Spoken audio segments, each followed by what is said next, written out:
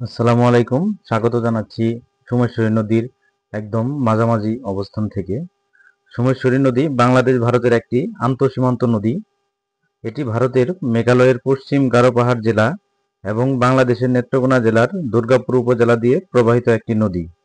নদীটির দৈর্ঘ্য 50 কিলোমিটার, প্রস্থ প্রায় 114 মিটার এবং নদীটির প্রকৃতি সর্পিলাকার।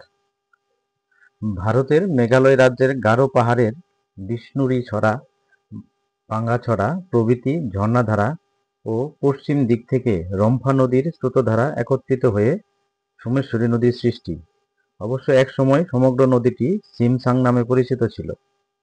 686 বঙ্গাব্দের মাঘ মাসে সোমেশ্বর পাঠক নামে এক সিদ্ধপুরুষ অত্র এলাকা দখলে নেয়। তারপর থেকে নদীটি সোমেশ্বরী নামে পরিচিতি পায়। মেঘালয় রাজ্যের বাগমারা বাজার হয়ে বাংলাদেশের রানীখং পাহাড়ের কাছ দিয়ে সোমেশ্বরী নদীটি বাংলাদেশে প্রবেশ করেছে। আমি যে জায়গাটিতে অবস্থান করছি এই জায়গাটি দিয়েই সোমেশ্বরী নদী বাংলাদেশে প্রবেশ করেছে।